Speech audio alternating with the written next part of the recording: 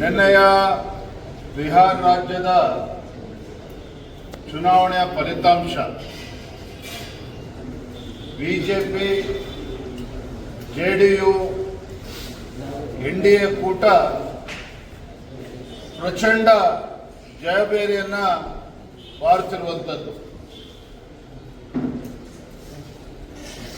ಚುನಾವಣೆಯ ಫಲಿತಾಂಶ ನರೇಂದ್ರ ಮೋದಿಜಿಯವರ ಜನಪ್ರಿಯತೆ,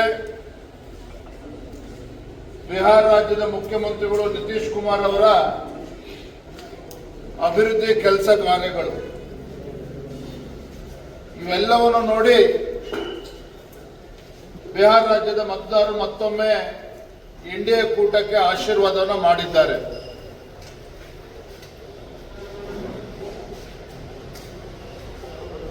ಚುನಾವಣಾ ಚಾಣಕ್ಯ ಅಮಿತ್ ಶಾಜಿ ಅವರ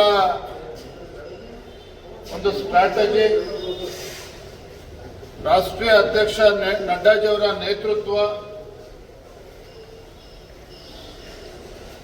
ಮತ್ತು ಚುನಾವಣೆಯ ಉಸ್ತುವಾರಿ ವಹಿಸಿದ್ದಂತಹ ಕೇಂದ್ರದ ಸಚಿವರು ಧರ್ಮೇಂದ್ರ ಪ್ರಧಾನ್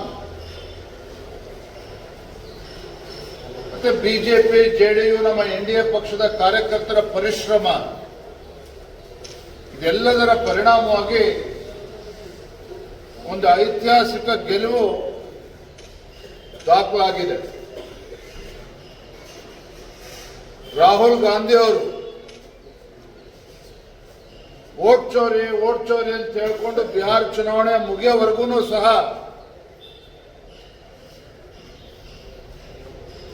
ಅಪಪ್ರಚಾರವನ್ನ ಮಾಡಿಕೊಂಡು ಒಂದು ರೀತಿ ಅರಾಜಕತೆಯನ್ನ ಸೃಷ್ಟಿ ಮಾಡುವಂತ ಒಂದು ಷಡ್ಯಂತ್ರ ಕುತಂತ್ರ ಕಾಂಗ್ರೆಸ್ ಪಕ್ಷ ಮಾಡಿದ್ರೂ ಸಹ ಅಲ್ಲಿನ ಮತದಾರರು ಕಾಂಗ್ರೆಸ್ ಪಕ್ಷವನ್ನ ಸಂಪೂರ್ಣವಾಗಿ ತಿರಸ್ಕರಿಸಿದ್ದಾರೆ. ಬಿಹಾರ ರಾಜ್ಯದ ಪ್ರಜ್ಞಾವಂತ ಮತದಾರರು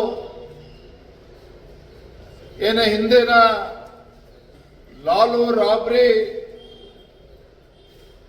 ಕಾಲದ ಸರ್ಕಾರ ಏನಿತ್ತು ಜಂಗಲ್ ರಾಜ್, ಆ ಜಂಗಲ್ ರಾಜ್ ಅನ್ನ ಬಿಹಾರ ಜನತೆ ಇನ್ನೂ ಕೂಡ ಮರ್ತಿಲ್ಲ.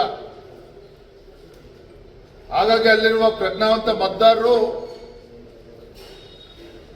ನಮಗೆ ಜಂಗಲ್ ರಾಜ್ ಬೇಡ, ಬಿಹಾರ ರಾಜ್ಯದಲ್ಲಿ ಮಂಗಲ್ ರಾಜ್ಯ ಇರಬೇಕು ಅಂತೇಳಿ ಮತ್ತೊಮ್ಮೆ ಬಿಜೆಪಿ ಜೆಡಿಯು ಕೂಟಕ್ಕೆ ಇವತ್ತು ಬೆಂಬಲವನ್ನು ನೀಡಿದ್ದಾರೆ. ದೇಶಾದ್ಯಂತ ಎಲ್ಲ ನಮ್ಮ ಕಾರ್ಯಕರ್ತರು ಸಂಭ್ರಮಾಚರಣೆಯನ್ನ ಆಚರಿಸಿದ್ದಾರೆ. ಇದರಿಂದ ಒಂದಂತೂ ಸ್ಪಷ್ಟವಾಗಿ ಗೋಚರ ಆಗ್ತದೆ, ಕಾಂಗ್ರೆಸ್ ಪಕ್ಷ ಇಡೀ ದೇಶದಲ್ಲಿರ್ಬೋದು, ಬಿಹಾರದಲ್ಲಿರ್ಬೋದು, ಕರ್ನಾಟಕ ರಾಜ್ಯದಲ್ಲಿರ್ಬೋದು ಜಾತಿಗಳ ಮಧ್ಯೆ ವಿಷಬೀಜವನ್ನು ಬಿತ್ತುವ ಮೂಲಕ ಒಡೆದಾಡುವ ನೀತಿಯನ್ನು ಏನು ಅನುಸರಿಸ್ತಾ ಇದ್ದಾರೆ, ಕರ್ನಾಟಕ ರಾಜ್ಯದಲ್ಲೂ ಕೂಡ ಸೇರಿದಂತೆ. ಅಲ್ಪಸಂಖ್ಯಾತರ ತುಷ್ಟೀಕರಣ, ಓಲೈಕೆ ರಾಜಕಾರಣ, ಇದು ಯಾವುದರಿಂದನೂ ಕೂಡ ಜನರ ವಿಶ್ವಾಸನ ಗೆಲ್ಲೋದಕ್ಕೆ ಸಾಧ್ಯ ಇಲ್ಲ. ಬಿಹಾರ ರಾಜ್ಯದ ಜನತೆ ಇರ್ಬೋದು, ಕರ್ನಾಟಕ ರಾಜ್ಯದ ಜನತೆ ಇರ್ಬೋದು, ದೇಶದ ಜನತೆ ಬಯಸ್ತಾ ಇರುವಂತದ್ದು ದೇಶದ ಅಭಿವೃದ್ಧಿಯನ್ನು ಬಯಸ್ತಾ ಇದ್ದಾರೆ.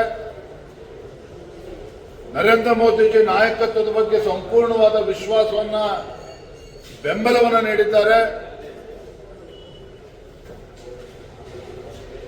ಇಂಥ ಭ್ರಷ್ಟ ಜನ ವಿರೋಧಿ ಕಾಂಗ್ರೆಸ್ ಪಕ್ಷವನ್ನ ಯಾವುದೇ ಕಾರಣಕ್ಕೂ ಬೆಂಬಲ ನೀಡುವುದಿಲ್ಲ ಅನ್ನುವ ಒಂದು ಸ್ಪಷ್ಟ ಸಂದೇಶವನ್ನ ನೀಡಿದ್ದಾರೆ.